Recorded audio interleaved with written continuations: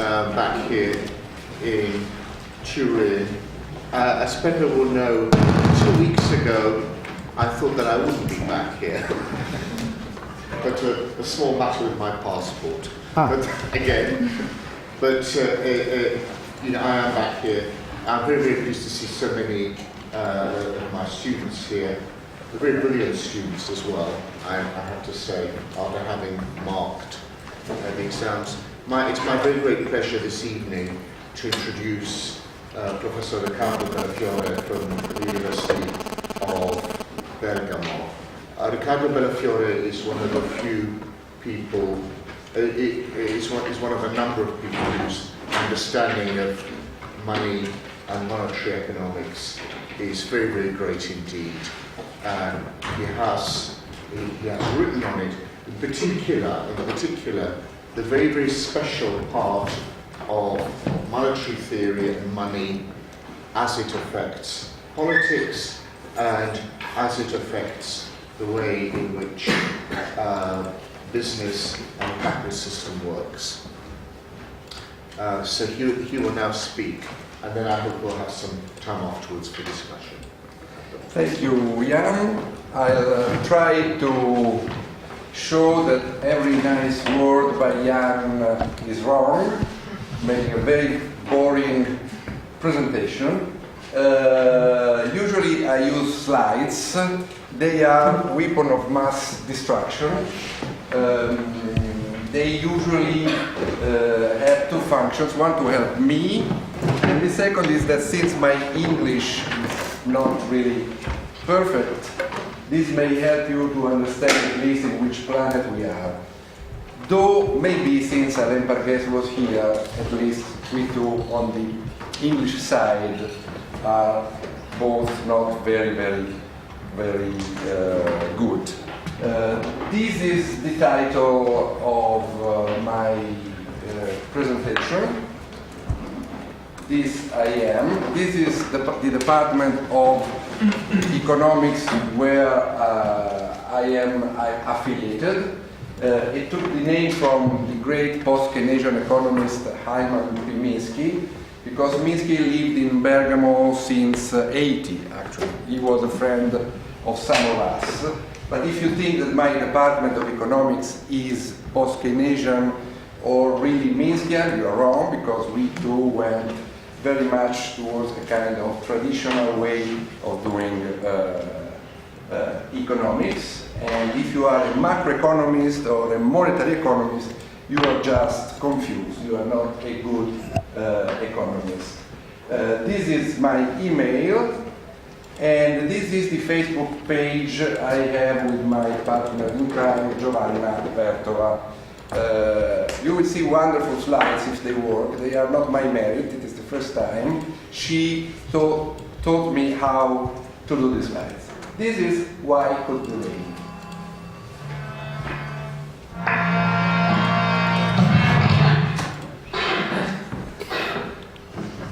What a filthy job. Could be worse. How? Could be raining.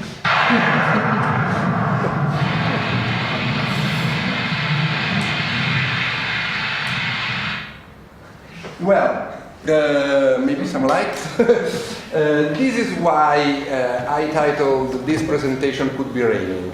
Actually, Could Be Raining is the title I gave to a paper I co-wrote with Joseph Halevi. You know Joseph Halevi, exactly on European crisis in the context of the global crisis. It was the end of 2010, and this was actually how we closed the paper. This was our forecast. At the time, there were still people who talk of what's the right term? Green leaves of recovery. Green shoots. Green shoots of recovery being there in the global, but we thought that the European economy would have been going down, and that could have created the possibility of a double dip into the Great Recession. The presentation is done on 3 parts, essentially. I try to do the first 2 parts. The third is optional, it depends on the timing of my presentation. The first part is my interpretation of the global crisis which began in July, August of 2007. The second part is on the European crisis within the global crisis.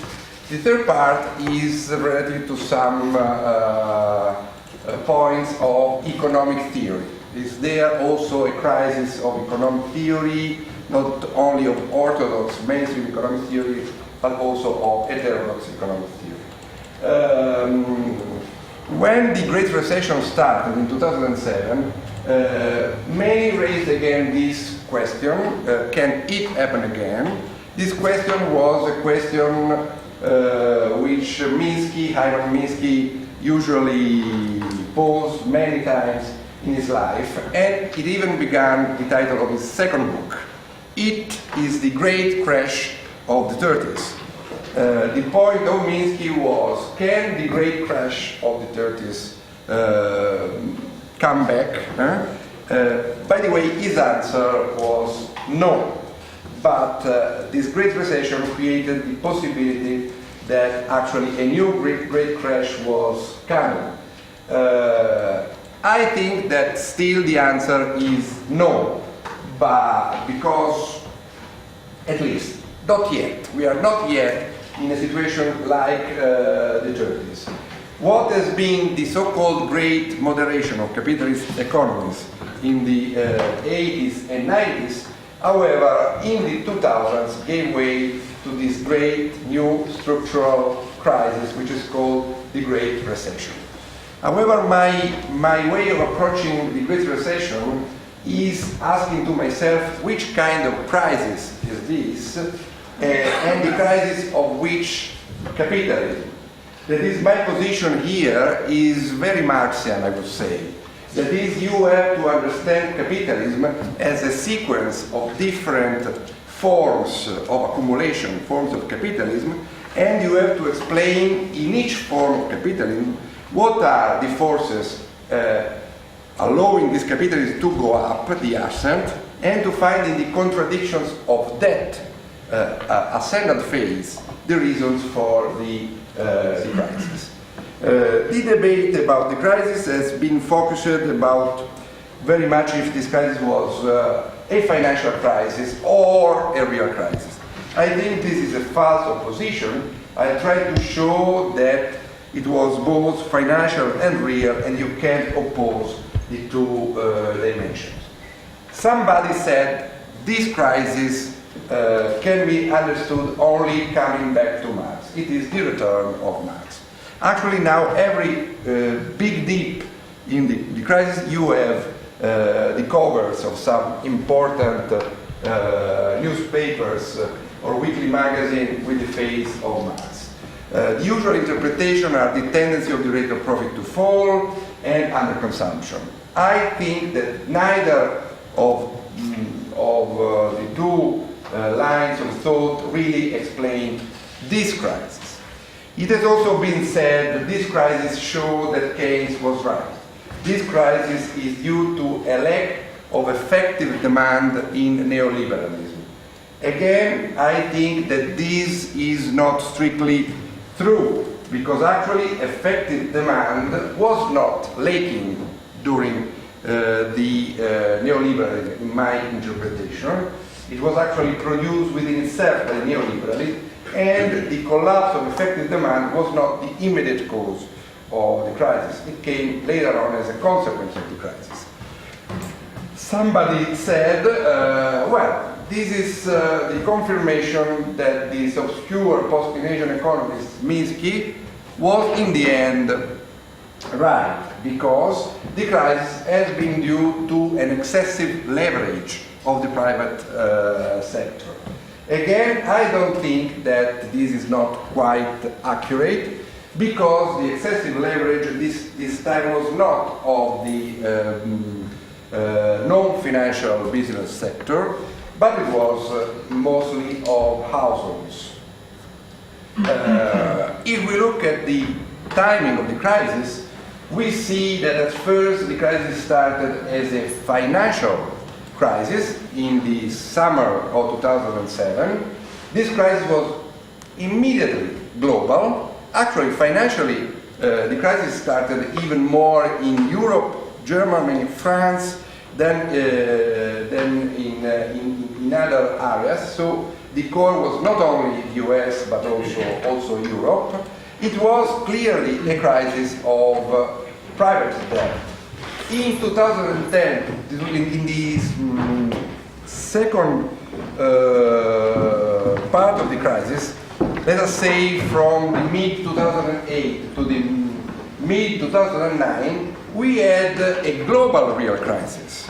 There were at least 6-9 months in which there was a real fear in the high quarters of capitalism, and the neoliberalism seems to be something in radical crisis.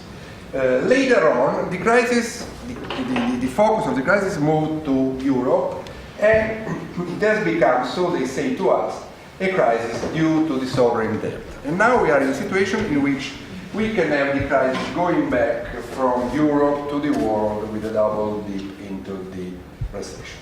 As I said, to understand this crisis, we have to understand the form of capitalism of which this is a crisis. This form of capitalism is called neoliberalism.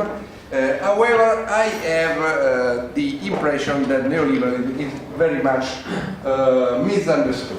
I think that there are two neoliberalisms.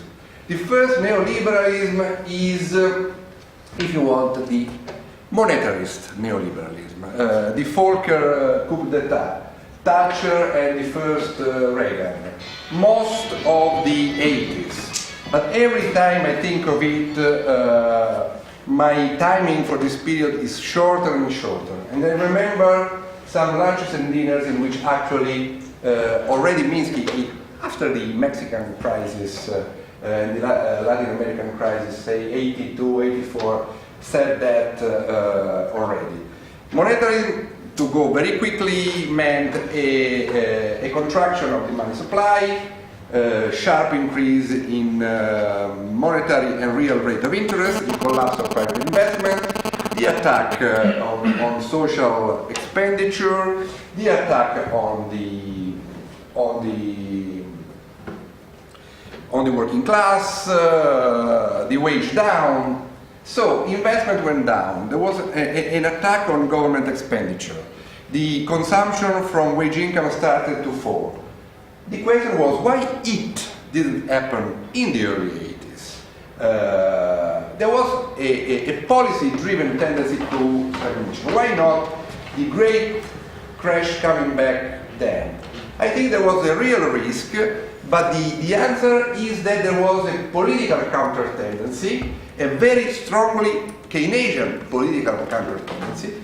Paradoxically, the hero of this Keynesian counter-tendency was the second Reagan.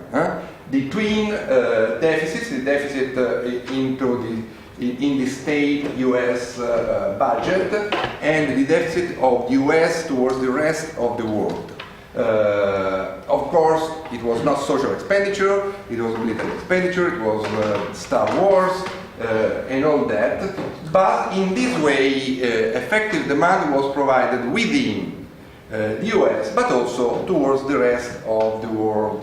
The so-called neo-mercantilist areas, Japan, some of Europe, and so on. Then we have the building up of the second phase of neoliberalism with another great Keynesian, of course I'm ironic here, and it is Alan Greenspan, who took the place of, who took the position of the governor of the Federal Reserve, the president of the Federal Reserve in '87, if I remember well, just before the crisis in the October in the stock exchange in Wall Street, and he left when in 2004, if I remember well, either 2004 or 2005. The Greenspan era, this one, The Greenspan era was characterized by a series of elements. But we can call this era as the era of a money manager capitalism. The term is again from Minsky. It is the capitalism based on institutional funds, pension funds. You have a deepening of the labor fragmentation, the attack on labor in the labor market with the causalization of labor, but also the restructuring of the labor process. But at the same time, you have the inclusion of households into the financial sector. This money manager capitalism, this capitalism where the household's savings are managed by a money manager, went hand in hand with what a young economist you very well know, Jan Toporowski, is very keen in stressing, and it is capital asset inflation. Actually, wage inflation and the inflation in the good market disappeared almost from the agenda, except for commodities, raw materials, etc. But the rise in the price of capital assets went on and on with increased velocity. Capital asset inflation allowed collateralized lending also to households, the households of middle class, but partially also of part of the working class. And this allowed a fall of the saving propensity on income. If you believe you are richer in wealth because of this fictitious wealth going up, then you don't need to have saving propensity on income. You think you are defended from uncertainty.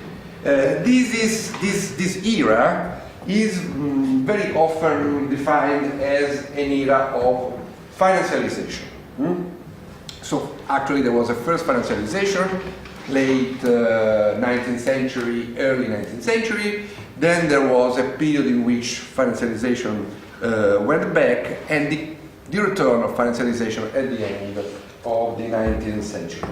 Actually, maybe sometimes I will slip into using this term, but this term is too generic to be useful.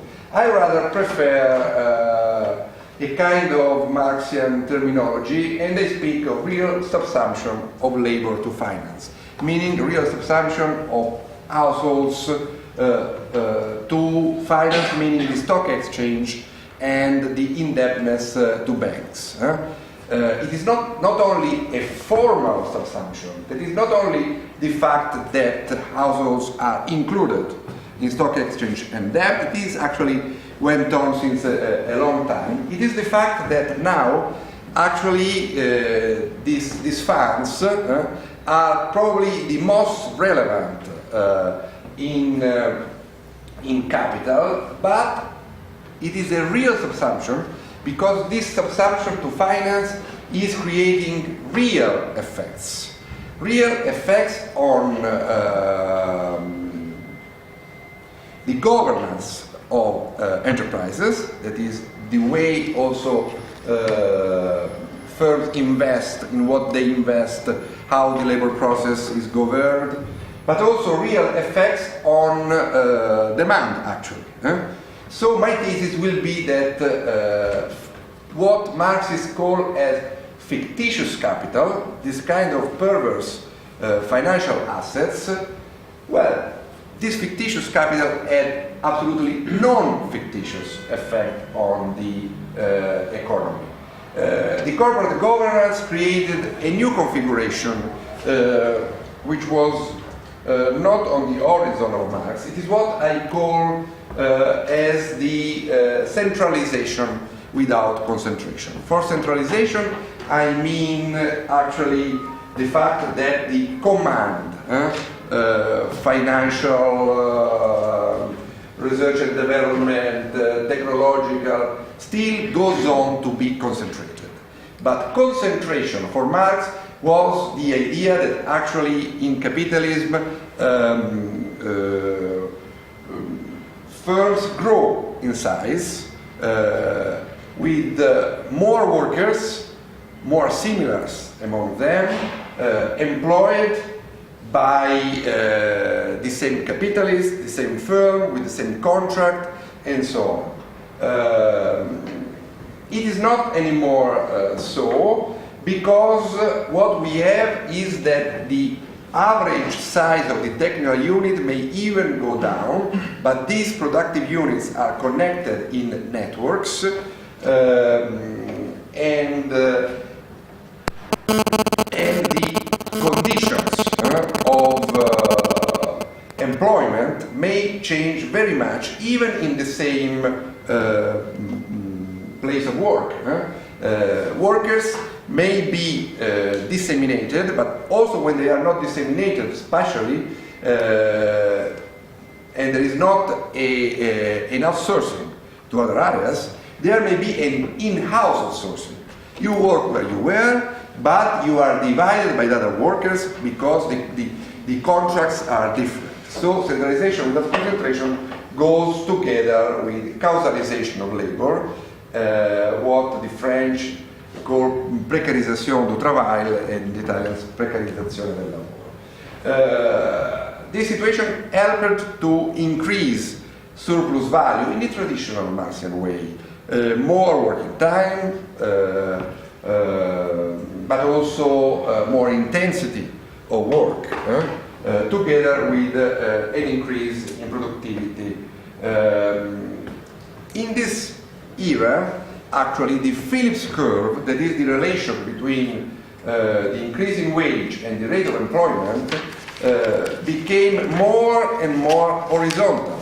This meant that you can reduce the unemployment and wage and then prices don't go up anymore.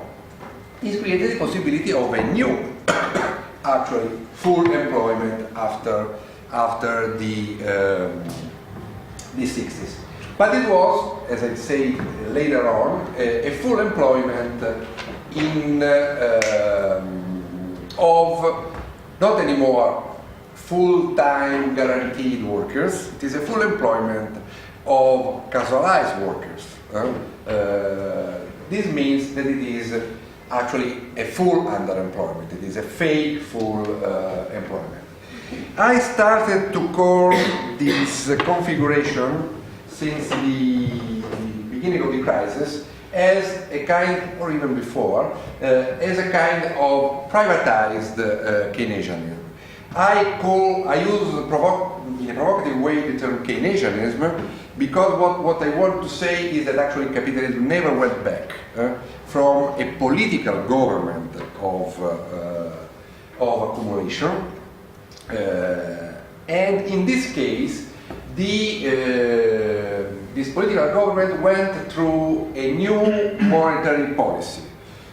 Actually, even in traditional mainstream theory, now there is an understanding that the money supply is horizontal. This means it is endogenous. The central bank provides the money which is requested by whom? Actually, by ordinary banks, financial intermediaries, anybody who speculates on the market. So actually endogenous money is endogenous because it fuels the capital asset inflation. There is an Italian economist, Marcello De Cecco, who since I think more than a decade ago described this phenomenon as saying that now central banks are providers of money in the first resort. They are not lenders in the last resort, they are lenders in the first resort. So this is actually a kind of financial capitalism. It is a capitalism which is driven by assets, asset bubble. The asset bubbles drive capitalism. Why? Because the asset bubble, providing the reduction, the pull or the push, I think the push, to reduce the saving propensity on income is allowing households to go more and more into debt. So we have an increase in indebted consumption. And this is a kind of new autonomous demand, the consumption from this kind of wealth effect. So now the components of autonomous demands are not only investment, government expenditure, exports if you are a national economy or area, but there is also this kind of consumption. This was a new capitalism up to a point, and it was, in my view, a dynamical capitalism. In some parts of the world, it was not dynamical after the early 90s in Japan, it was not dynamical in Europe, but it was dynamical in the US, and it was dynamical in East Asia. This household debt, this private debt which went up, was actually the other phase of the effort to shrink public deficits. I'll show some figure later about this, that the central bank became the lender of last resort, but also there was a change in the way ordinary banks behaved. They were not anymore banks who originated lending and took with themselves the risk. They were banks or even international intermediaries who originated the lending and thought to distribute the risk. They actually gave away the risk. The theory was that in this way there was a kind of mutualization of risk. What happened was that the risk became completely obscure. If I have to synthesize what I said, I would say that this new capitalism was based on three figures, which actually are, in a sense, three ways also of looking at labor. One figure is traumatized workers. Workers were traumatized by their neoliberalism. Now when I go to conferences,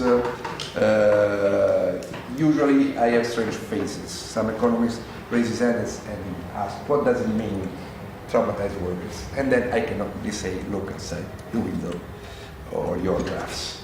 But the more strange thing is that people think that I invented the term. The term was actually invented by Alan Greenspan. This is the anecdote. In the mid-90s, the econometricians of the Federal Reserve went to Alan Greenspan and said, look, the rate of unemployment is going down below 6%. Then there will be the Phillips Curve, there will be more wages, there will be inflation. And the legend is that Greenspan said two things. The first is, look, they told me that there are some geeks in California, Palo Alto, they are doing interesting stuff. And the second thing was, don't worry, there are the traumatized workers. So the idea was, you are looking at the past, there are structural changes in the economy, on the productivity side, the so-called new economy, innovations and all that, but also on the side of labor. But the second figure is the Manic savers. It is strange because what I'm saying is what I said before. Households go into the stock exchange or generally go into an investment in capital assets. Later on we know that these capital assets could be housings. And they become in a sense excited, more than them the money manager.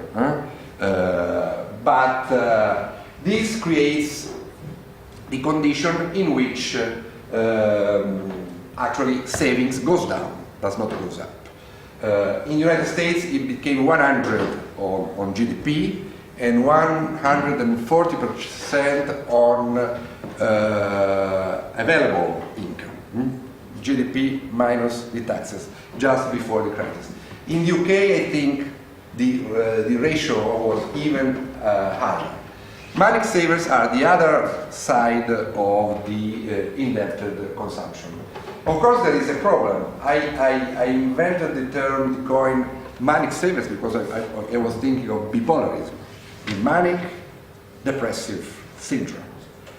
The point is that these savers, these manic savers, could turn to be depressed and then need to go out from the indebted consumption because they need to go out of debt, and this creates the condition of debt deflation. And this is what actually happened. The fact that a growth built on private debt, private household debt, is much more unstable than what can be a mythical growth based on private business debt of the Schumpeterian kind, but even more unstable than a growth based on public debt. So we had counter tendencies to stagnation coming from this configuration of capitalism. I'm talking actually of the Anglo-Saxon capitalism, mainly of the US. But this was a counter tendency to stagnation also in neo-mercantilism. Japan, Europe, and so on. East Asia. Europe means actually Germany and the satellites. Satellites is not an insult. I heard this term in 1993 or 1994 at the European Economic Review Conference in Maastricht, which was Maastricht is in the Netherlands. The speaker, I think, was Paul de Grauwe, and he was speaking of the crisis in the European monetary system, and he said Germany and the satellites. Then he stopped because he realized he was in the Netherlands, and the Netherlands were one of the satellites. And so he said, look, this is not an insult, it is a technical term. Later on, China. Now, the interesting point is that this kind of capitalism is showing that the way economic theory of the standard kind, but also economic theory of many heterodox kinds, like the Neoliberalism, etc., is wrong, because usually economic theories are built on the centrality of the idea of equilibrium. They fight on how you define value, how you define equilibrium. Now, we realize that this is an economy based on disequilibria, and this disequilibria, paradoxically, may be stabilizing the economy for a while. For example, in finance, you may have an excess of demand over supply. The price should re-equilibrate. In fact, increasing in prices, increase the demand even more, and so you go away from equilibrium. But these bubbles are not only self-feeding. They were able to neutralize the current account disequilibrium together with the phenomena called carry trade. Originally, it was based on Japan. You borrowed from Japan at a very low rate of interest to go investing in Australia or the US. Also could have a current account disequilibrium. Now the carry trade was based lately on the US, and now it seems is going to Europe. So actually, we had a system in which instability was there, but was hidden. So the semblance was of a stable and more resilient economy, but this system, this great moderation, as it was called, was hiding long-term unsustainability. At a certain point, something happens, a hike in interest rate, and or a fall in house prices, but can be other things, and the whole house of cards collapses. This something happens is a term again that Minsky used here and there. When he has also a more mechanical explanation of the crisis. That is when the leverage is too high, and then the central bank or the banking sector rise the rate of interest. Sometimes in Minsky this is very much mechanical, but I think that this theory may be less mechanical. At this point, 2007, July, the crisis. Some economists, but more so financial bloggers, were talking of the coming of a Minsky moment. A writer, a journalist of the Financial Times, John Waters, one who writes in the most boring part of the Financial Times. So actually the Financial Times, after the crisis, became quite exciting reading. The most boring part, there is a column in the first page, the short view. He was the writer for a long time in the short view, and he wrote an article saying maybe this is, rather than a Minsky moment, a while Coyote's moment. That is, you know, while Coyote is running, trying to catch what in Italy is called beep beep. I think it is road runner in English. Road runner stop near the cliff, but while Coyote also said genius, continue to run in perfect form. You see him running for a while, until the moment, it is the Wile Coyote moment, in which gravity lessens, he looks down and starts to go down. Now I have a series of graphs taken here and there.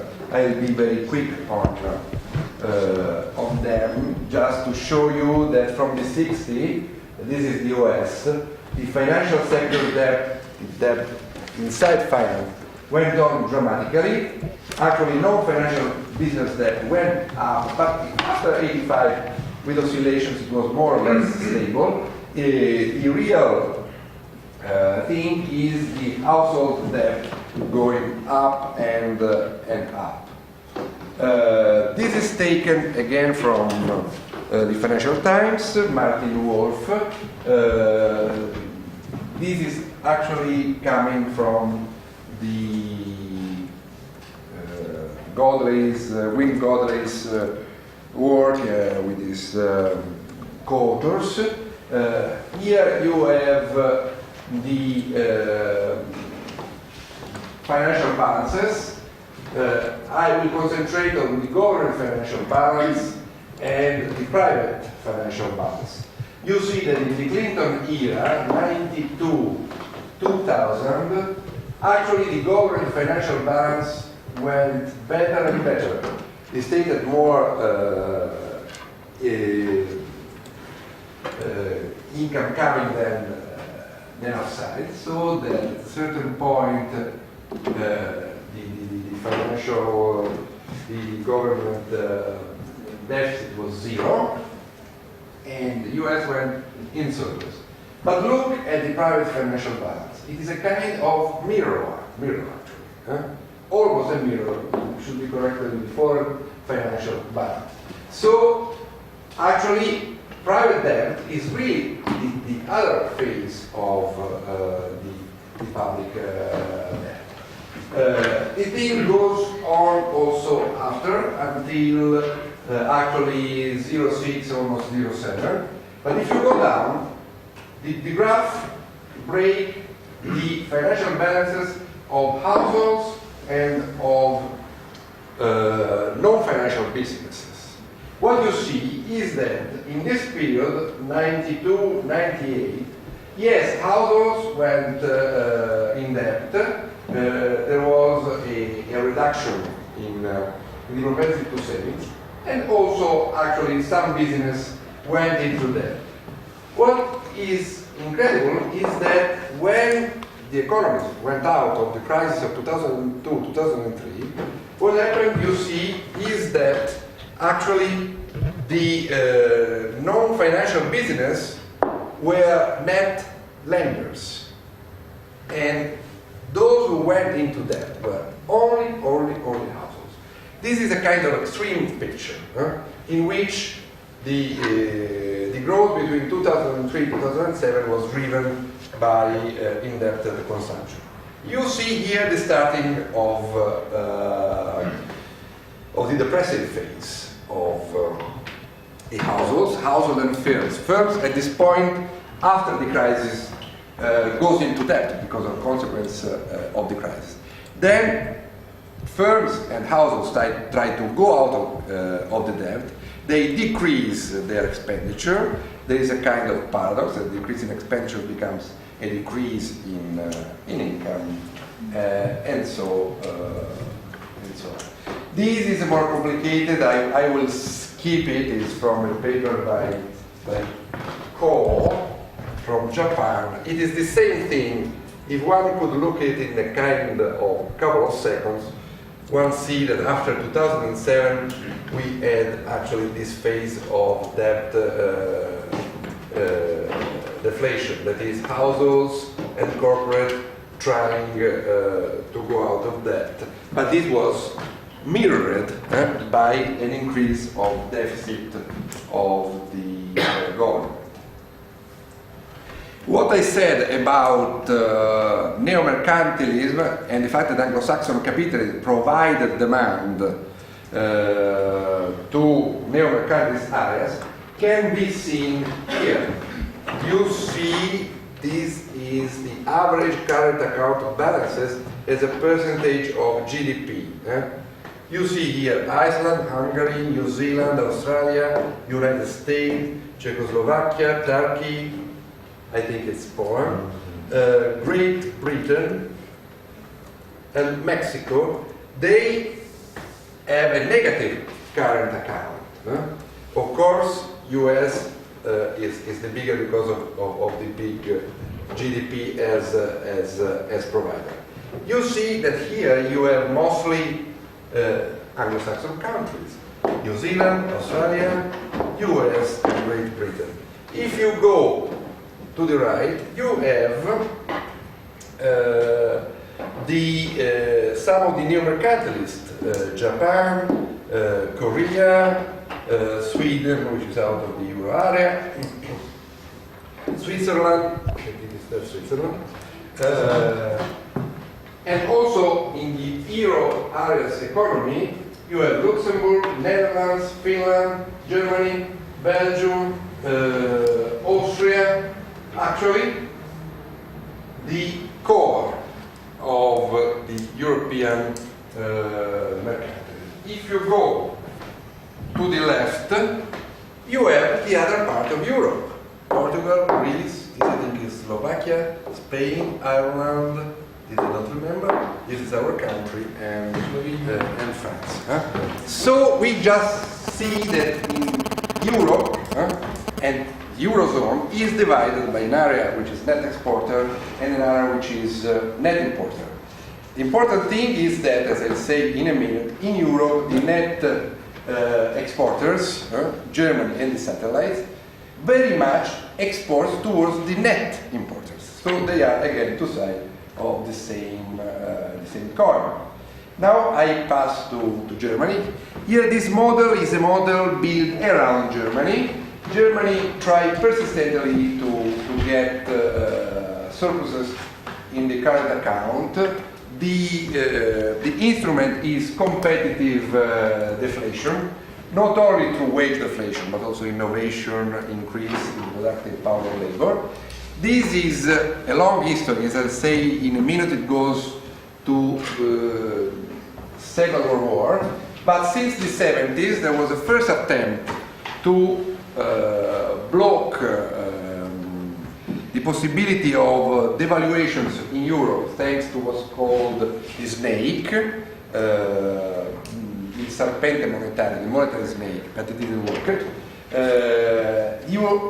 European monetary system from 79 to 92 worked for a while. Then there was the construction of the euro, and since 99 the euro. The European mercantilism is based on what Joseph Halevi and me call a Luxembourg-Kaleski model, net exports, that provides net profits which are invested abroad, but later on were more and more invested into toxic finance. The exports, as I said, are mostly within the area, but during the 90s they were towards US, Eastern Europe and Latin America. So actually, and at the same time, this export US, Eastern Europe and Latin America was going on in a situation in which all countries in Europe, including Germany, had the growing structural deficit with China. Though Germany exports to China means of production and high quality manufacturing. There the competitor is actually Japan. It very much depends also on the exchange rate between the two. The export towards the US, Eastern Europe and Latin America were useful to avoid internal stagnation and also to balance the account. What happened, however, was that Eastern Europe and Latin America went into crisis after 99, early 2000. So for some years, Germany and this model depended actually on US final demand. As I said, this is a long story. It started in the 50s. Europe was designed as the internal market for Germany, West Germany, but there was a recycling monetary mechanism towards European payment euros at the time. So the surpluses of one country were recycled in the area. In the 60s, this was not anymore true. Germany wanted to maintain, even on the face of internal workers' struggle, exports, so it went into policies of stop and go to maintain trade surpluses. In the 70s, there was the success of some competitive devaluations within the area, Italy. In the 80s, Germany was able to build a successful defense, a European monetary system, so that the stability of the nominal exchange rate meant a real devaluation of the mark, and so an increase in competitivity of Germany. 90s is a different story, because in 1991 there is the reunification of Germany, there is the increase in the rate of interest in Germany to have the capitals to finance the reconstruction, because the German government didn't want to raise the taxes enough to do that. This was a cause of the collapse of the European monetary system, but almost for a decade, Germany had to look at the internal problem. And actually it was not anymore a country with a positive current account. And it started a long journey into labor restructuring and restructuring of the labor processes. So in this decade, a decade of truly stagnation, the stagnation was partially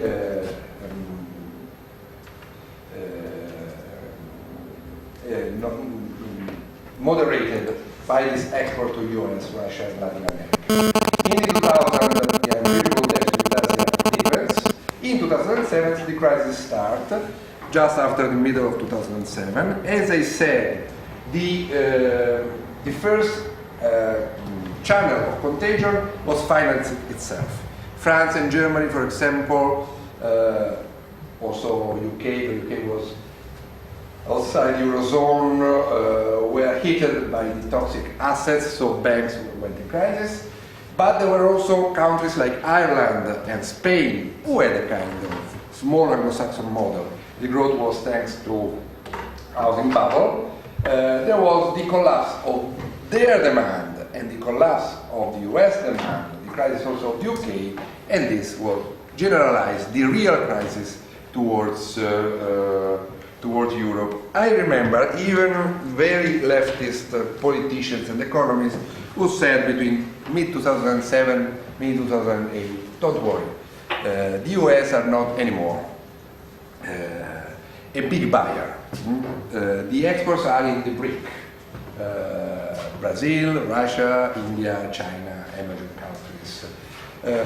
So the crisis is an American phenomenon. It will more or less remain there. Yes, there is a problem, real problem of finance, control finance, regulation, etc.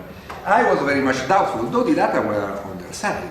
The exporters, Germany and Italy, because Italy, don't forget, is the second manufacturing exporters in Europe, were going quite well. France, not so much.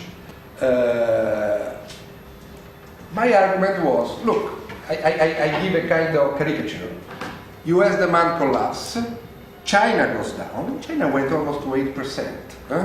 Then China will reduce the imports from Germany, then the furniture from Italy to Germany will go down, and this is what happened actually in a more complicated way after 2008. And actually, the manufacturing exporters were this time hit more than countries like France, which is more on finance and services, etc. This does not mean France should look at the geography inside. There are areas which were completely devastated, manufacturing area by the crisis. This shows what I said. This is the current account of Germany, which you see it was negative until 2001. This is taken by Paul Krugman's blog. And then it went up and up. So what allowed Germany to do better were this kind of exports, but you see that after 2007 they went down for a while. This is more difficult probably to see it completely, but this is the main macro variables from 1999 to 2007. Just look at the first, real GDP growth. You see that in the euro area was 2.2, less than in US. US went up and down during this period. But if you see, Ireland was 6.5, the housing bubble, one of the components. Greece was 4.1, Spain was 3.7, and by the way, since Ireland and Spain went up so much, they had a lot of income coming to the States for taxes.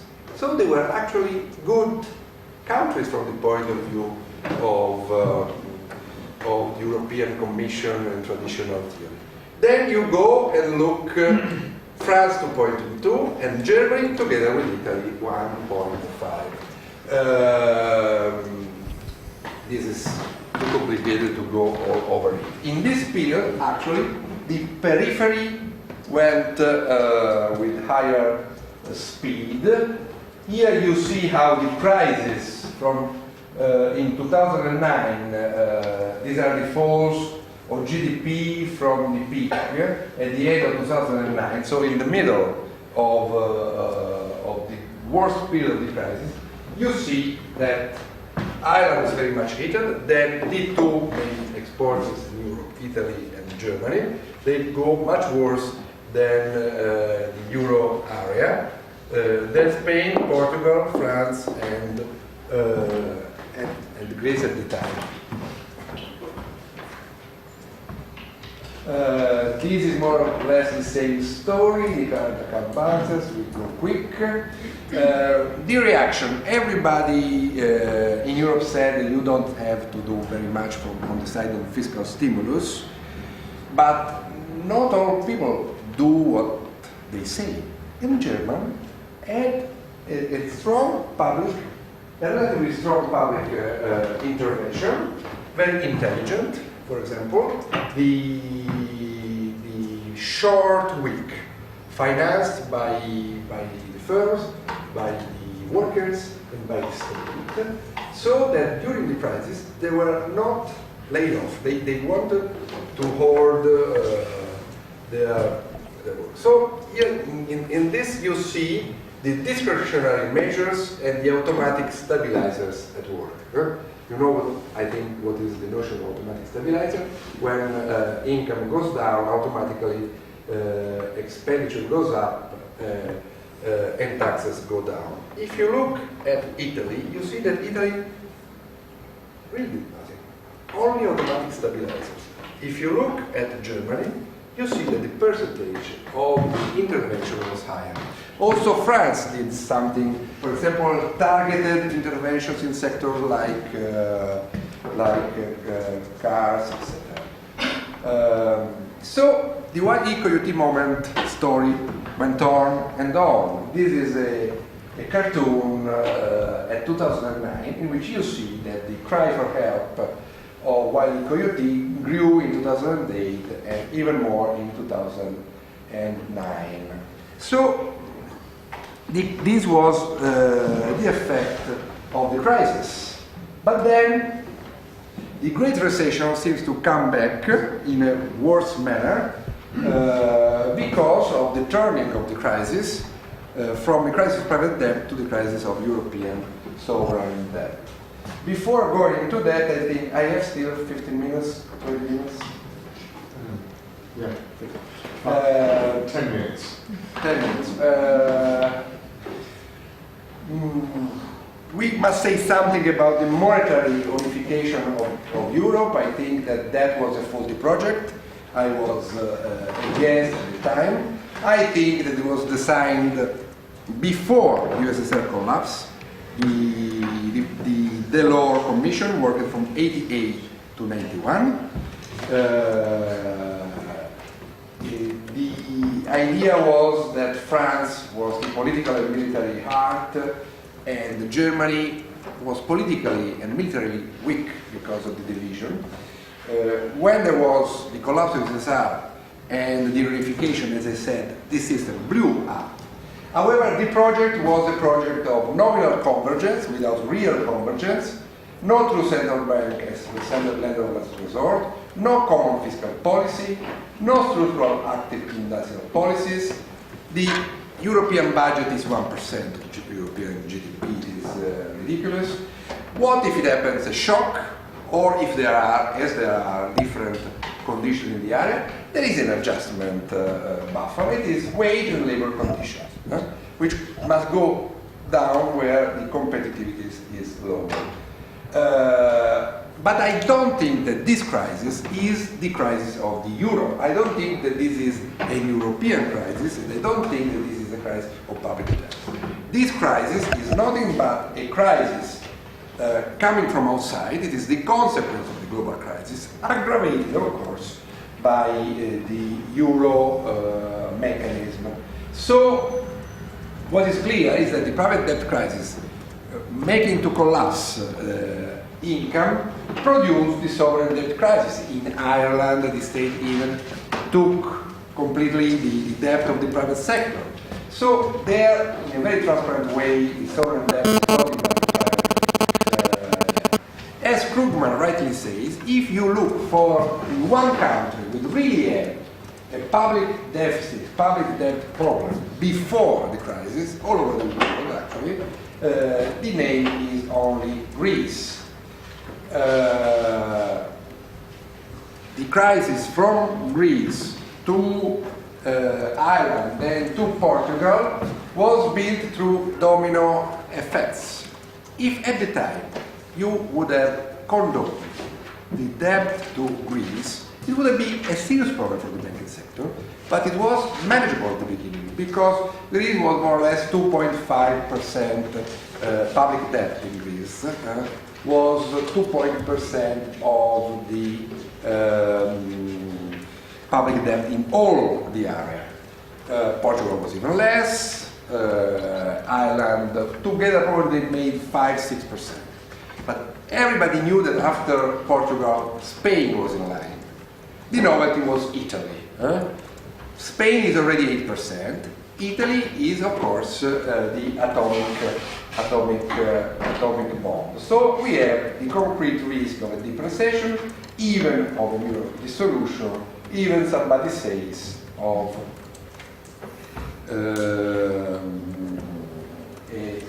a great crash. I think that the real question is why the euro worked for so long. I think that it worked because of a side effect of privatization. In the 90s, the American model was able to produce worldwide a reduction in the rate of interest, and this helped a lot European countries and helped in providing demand. This I said already.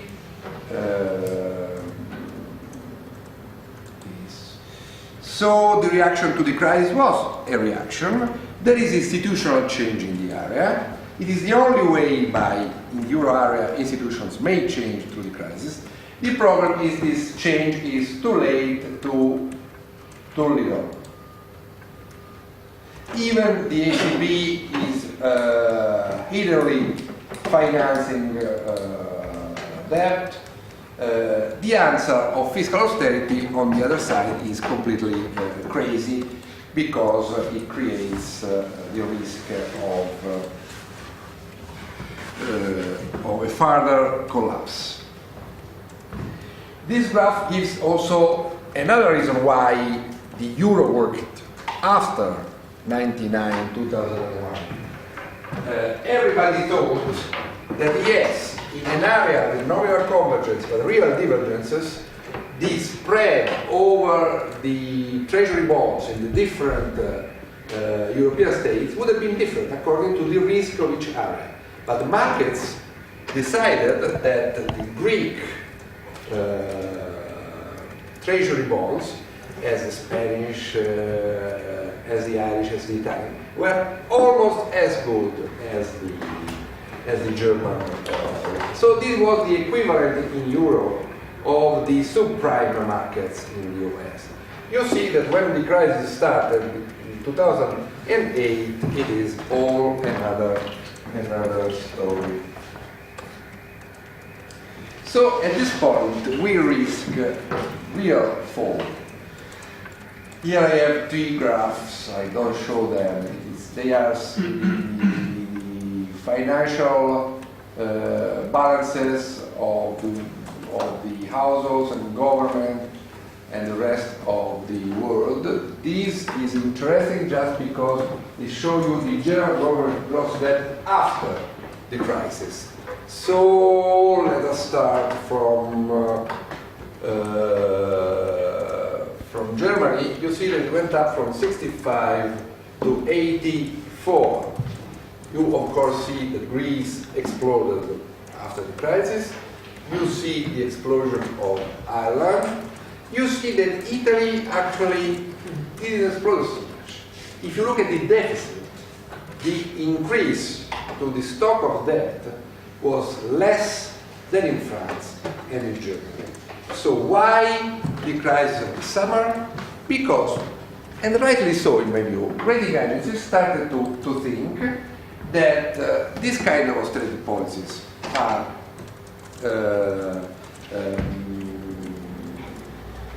worsening the real economy, reducing the income. So there is a movement of deposits and savings inside the area, from the weak area to the central areas, and even also moving of funds from Europe to the US. In this situation, of course, the rate of interest differences increases, and at this point, the stock of debt is relevant, because you start to think that if Italy has a rate of interest of 6-7% for 2 years, with that stock of debt, the thing is unsustainable.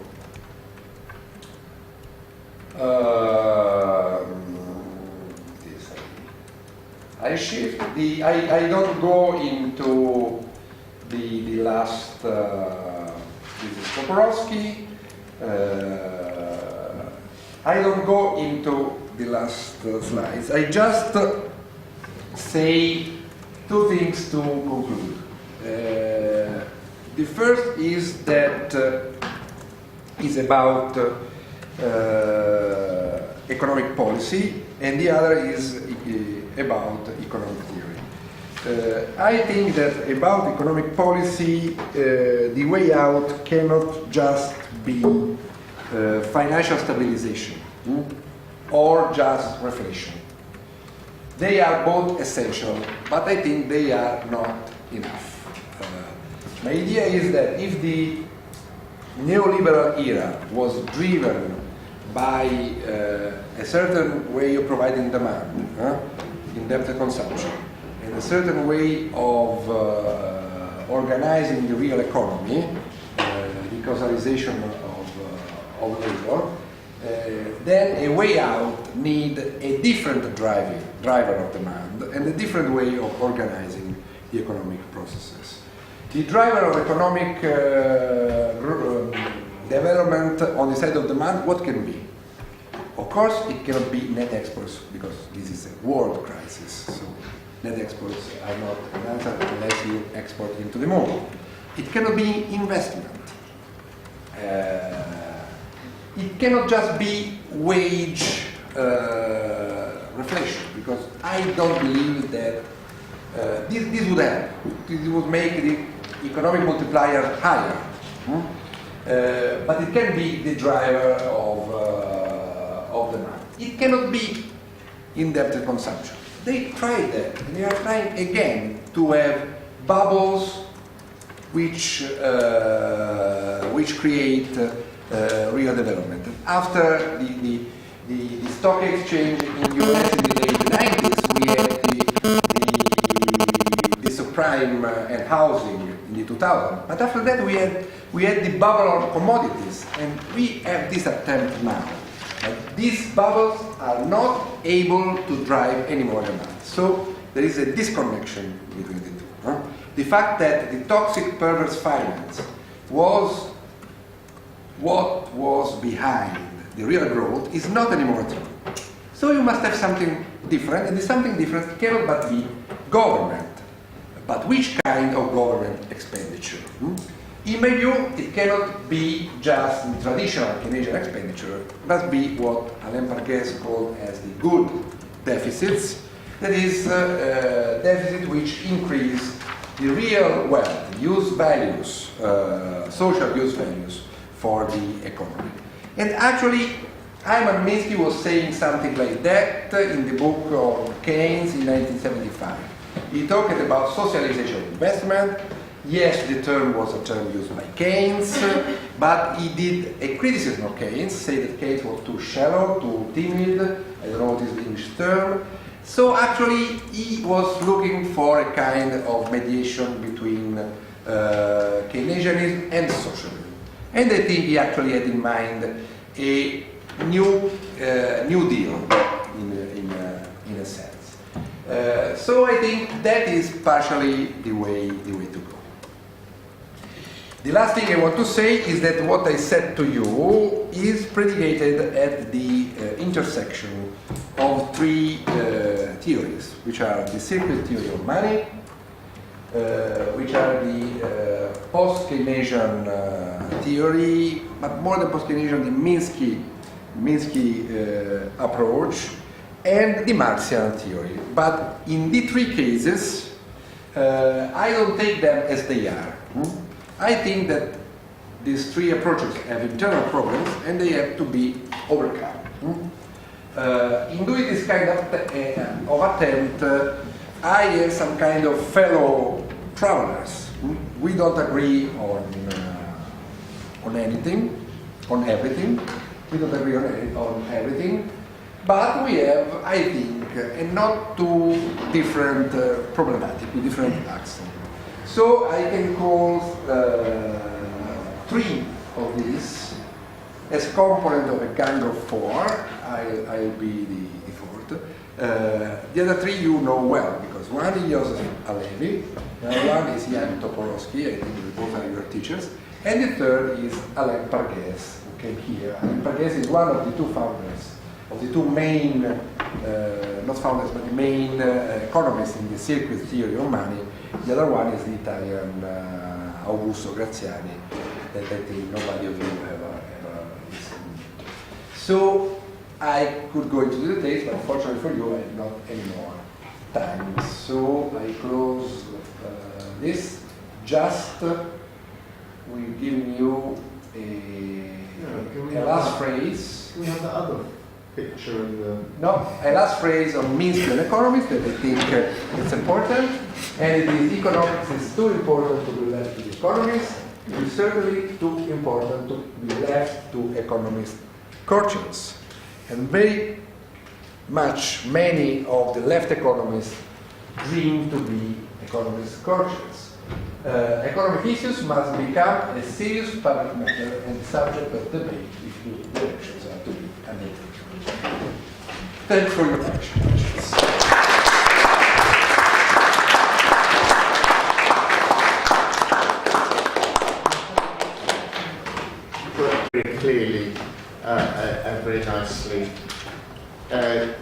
are there any questions or any additional explanation that anyone wants? Before I look for my particular.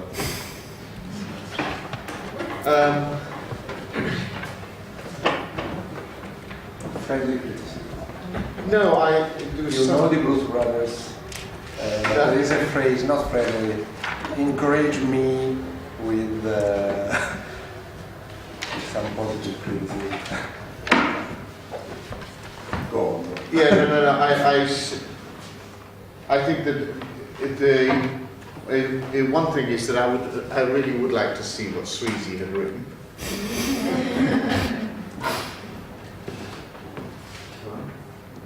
There you go.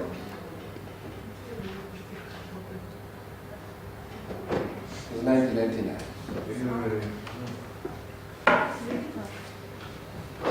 This is my point about economics theory. Actually, what he says is that the links between production and finance is under-theorized. And it is under-theorized also in the literature.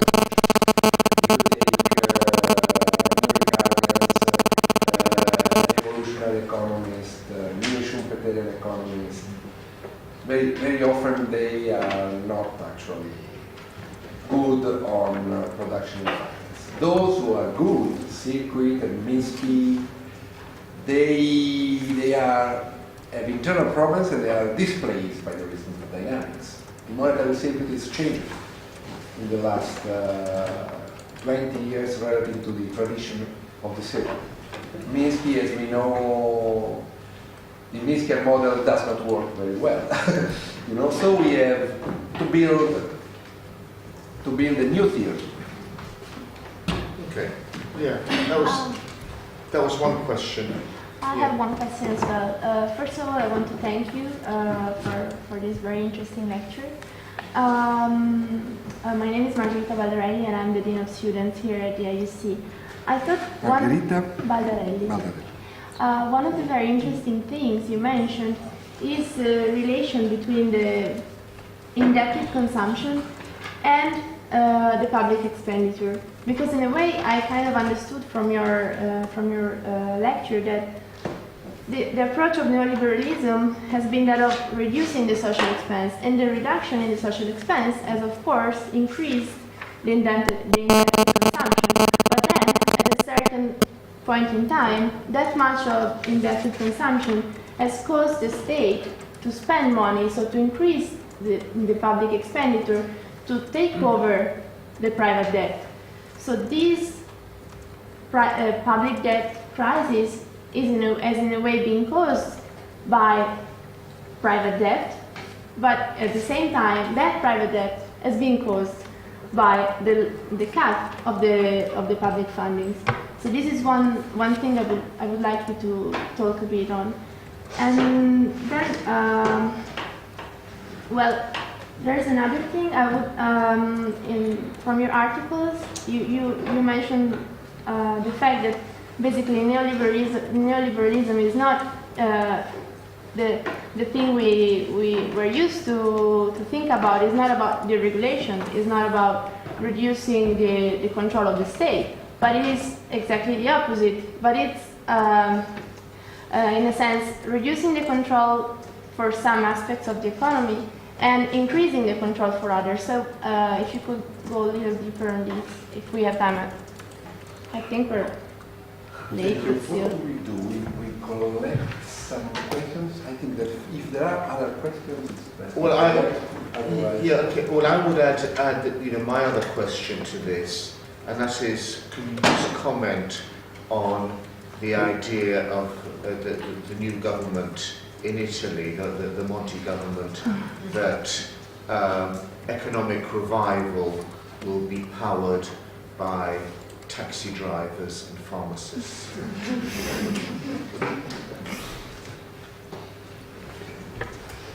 Okay. One more question. What would you take on board on your new approach from the Marxian condition? I can understand more or less what you have in mind in the other two, but this is less clear to me. No students. Okay, would you want to answer? Okay, you will have some minutes. Otherwise, the risk is that I make questions. Avoid that. There is an hidden invisible hand, because actually the questions are about a couple of slides that I did not use. About indebted consumption first. No slides there, but yes, you are quite right, and you were able to see in my presentation something that I actually did not sell, but I thought. So that's very good. Yes, the one point on which Sweezy with Magdoff was very, very good was exactly this idea that household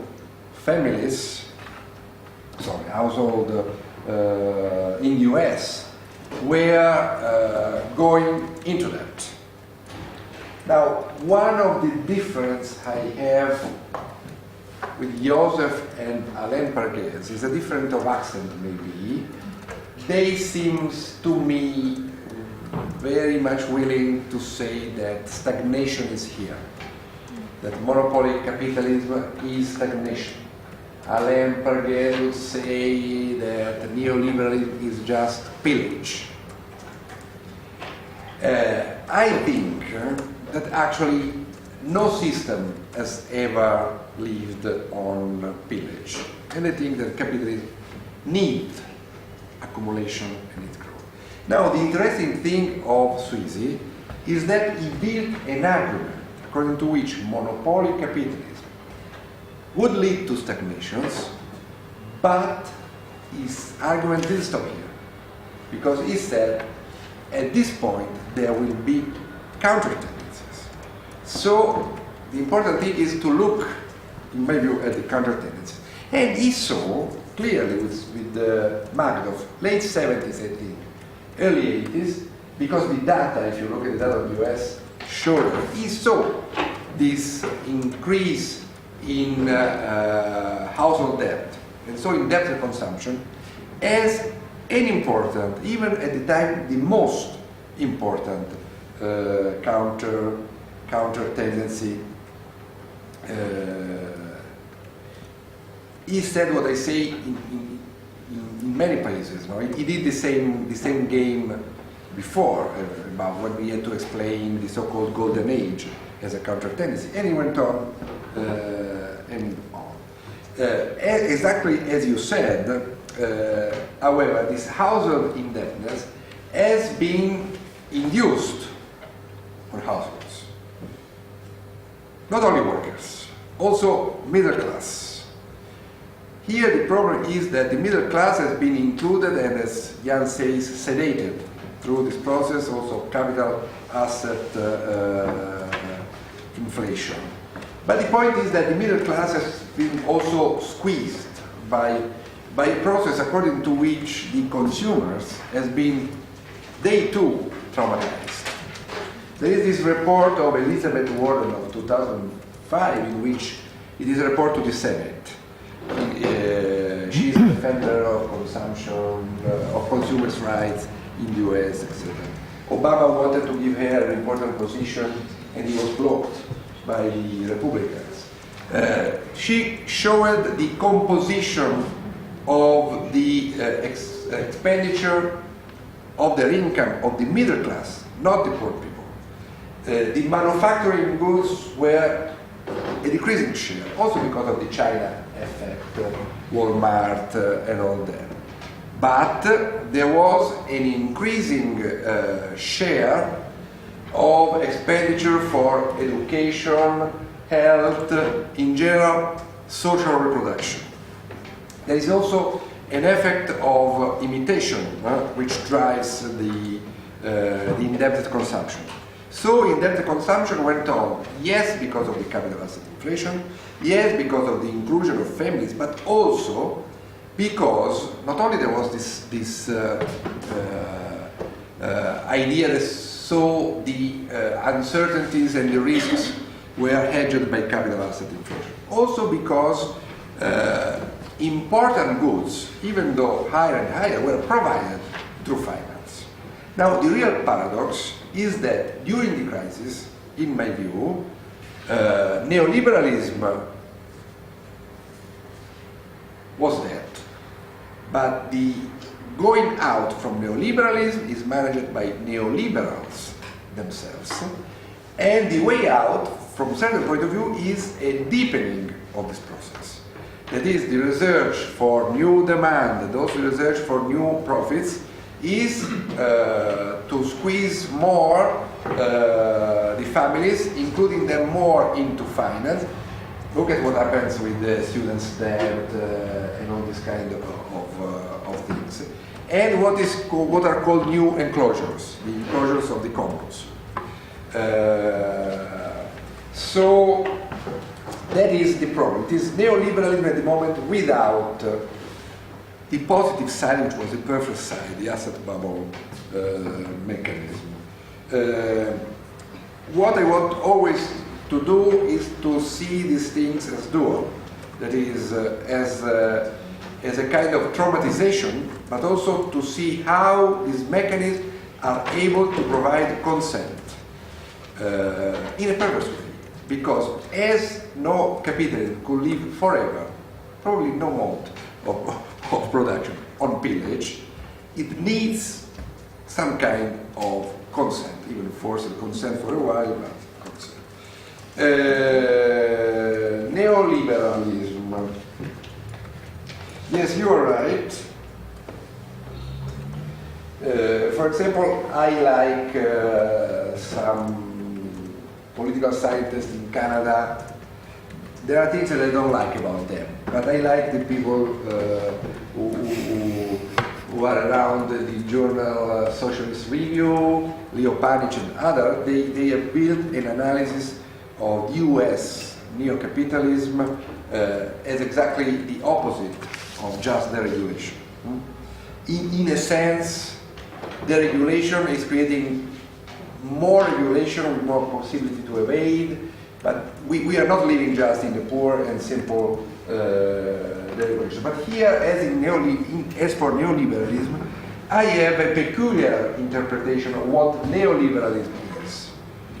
And to understand what neoliberalism is, we must look at also to its parallel or antagonist in the debate before 2007, and the antagonists are what I call social liberals. Now, here you have my idea of what neoliberals are. They are not for the free market, in the good market or service market, nor for government expenditure. It's very easy to show this. Bush and Berlusconi. What are they? For the free market, for antitrust? They are monopolists. Those who built the debt in the years of their government, the first two mandates in Italy of Berlusconi, Bush for all his period, was exactly to promote state deficits. The idea is also, if we go into deficit and debt, those who come after us will have to kill the beast. At the same time, they are truly for the free market, on the labor market, and they attack welfare. They want less welfare. The social liberals, when they are looked from the left, usually the polemic is, well, these people are just soft neoliberals, not really coherent liberals. Now, the social liberals that I have in mind a specific person in France, in Italy, but there is the equivalent in US. The name is not social liberals for them. Is that they are actually more for the free market than neoliberals. In the good market, the service market, they are the culture of the antitrust. the culture of liberalization, so to speak. And they are in favor of the Stability Pact in Europe. They are in favor of more or less balanced budget, maybe with complex argument, but they are much more in favor of that. For those who know the Italian debate, it's paradoxical, no?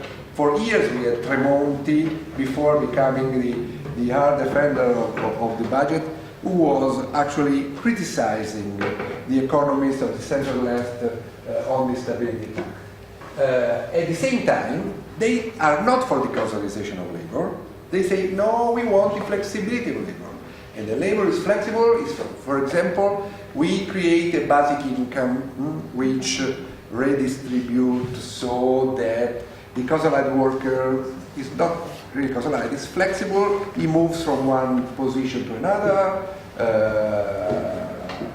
there is some kind of maybe German way of rebuilding his competences, etc. So the social liberals have really a truly social, compassionate heart.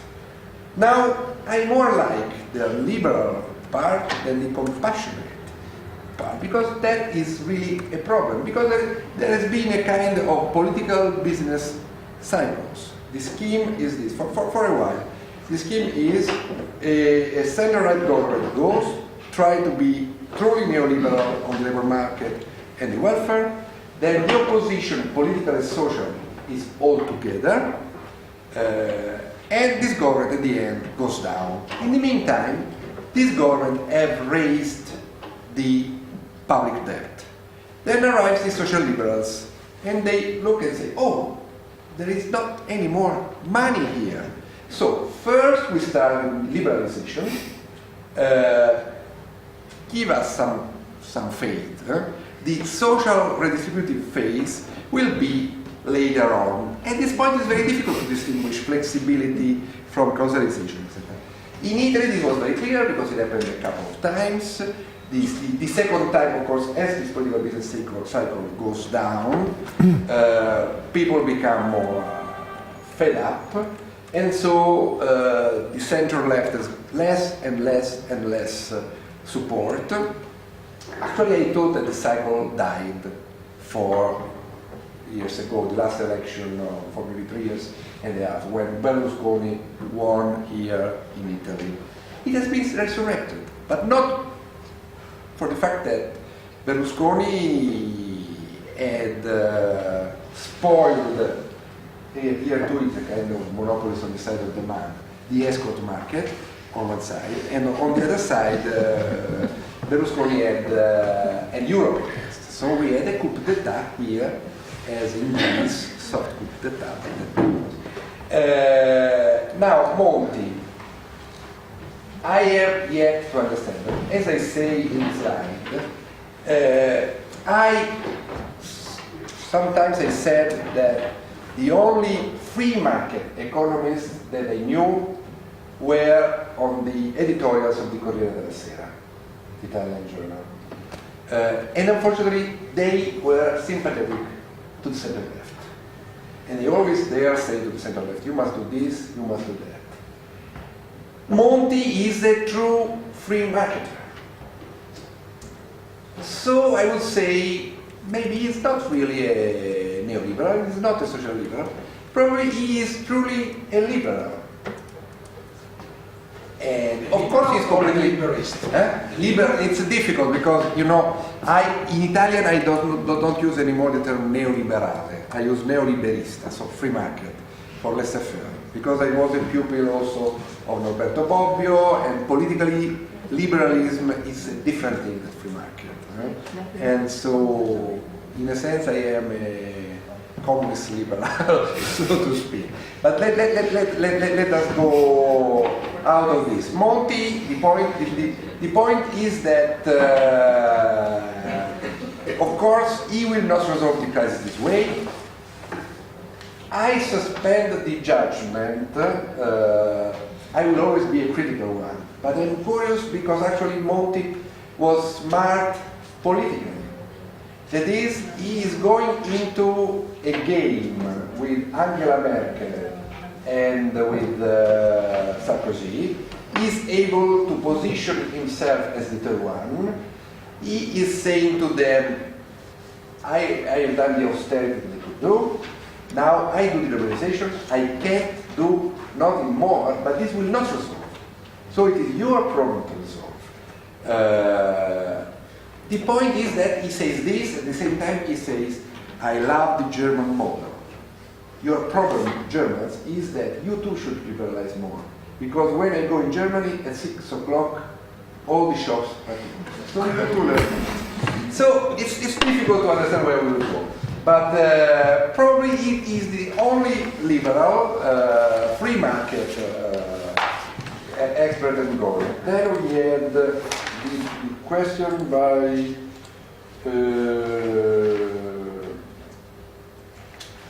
you made a... No, I just asked It's for me. the taxi driver. You- But it was You, what? Roberto. Was about The Marxist Ah, component of your okay. model. I give two quick answers. The first is one only you will understand, and it is usually Marx has been criticized on the labor theory of value and on money. I like Marx exactly because of the labor theory of value, which I interpret as a macro class approach, not a theory of individual prices. And I think that the labor theory of value evolved into the theory of crisis. The theory of crisis. At the same time, I think that Marx was right, not in the details on his monetary theory, but he is the only economist who seriously developed the idea that value theory must go together with monetary theory, so you must criticize all the non-monetary value theories. So I was against Riccardo for that. This is my point. If Vicky Chick would be here, she would say to me, yes, but also Keynes was doing these things. And she's true. But I had seriously, Marx was more serious about the need of linking value and money. And Marx had really a labor theory of value worth of the name. At the same time, after more than 100 years, even at this time, but for sure after more than 100 years, on money, Keynes and the Keynesians have a lot to teach to Marxists. This is my 2 points. I agree with Schumpeter when he says that in economic theory there are real theories and monetary theories. And the monetary theories are the theories who put money at the ground floor. Marx was doing this. My problem is that mostly the monetary theories of the heterodoxy do put money at the ground floor and put away value. So when you think of workers and all that, it may be even very radical, but that's something that pertains to sociologists. Then I have, but I will not inflict that to you, an interpretation according to which the Marxian theory of the falling rate of profit is wrong in the way he developed it. But it can be understood in a way in which it is a kind of meta-theory of the crisis. I mean, a theory of the crisis in which one crisis gives way to another kind of crisis, realization crisis, social crisis, and so on. So, if you buy this, you see that I have this interpretation according to which the Great Depression of the late 19th century was the international falling rate of profits as Marx knew it. The way out of capitalism creates a condition of the realization crisis in the 30s. The way out creates the conditions of a social crisis in the labor processes as a key element of the crisis of the 70s. The answer to the social crisis of the 70s, real subsumption of labor to finance and casualization of labor are the two legs against labor, in a sense. One on the labor processes and the labor market, the other on finance. You see how all goes back. So this crisis is the crisis following that. For this crisis, I think that thinkers like Minsky are useful. So to speak, Marx was doing a criticism of Riccardo. Riccardo is saying something for science. But I criticize him. I do something better, but including his science. I think we should do the same as Marxists relative to the tradition of Keynes and Minsky. They are the political economists, of which we don't not just include them, confront them, criticize them, but learn from them.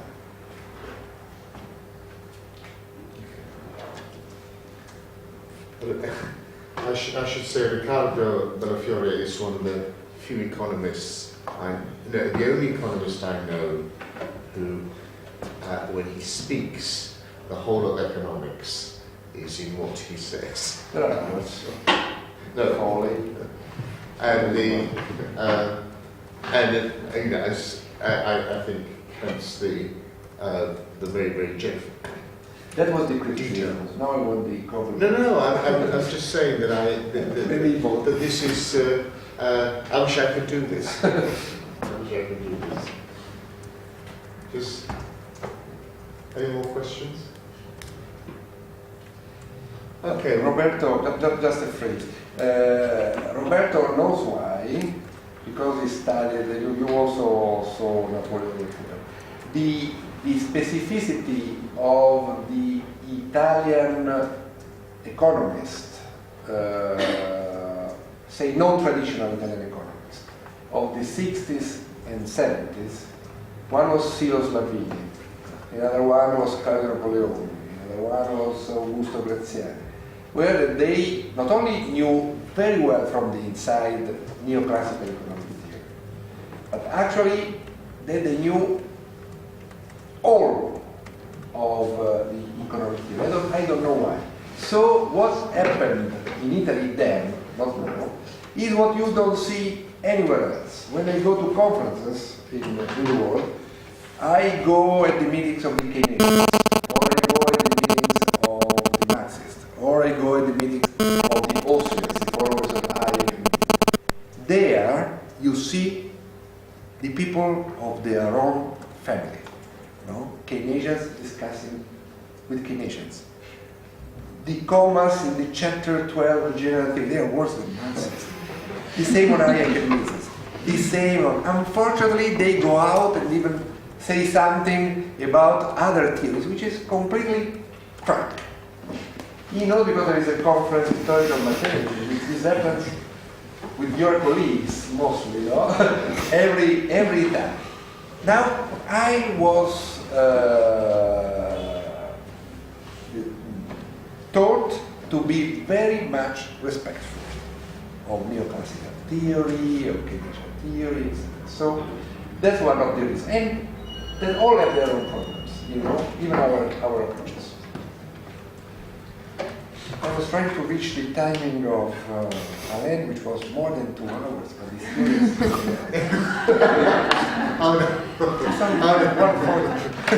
Okay. None of us can do what Alain Palagas does. Okay, well, in that case, thank you very much. I leave with just this word of science. Yeah, go on. Let's go on.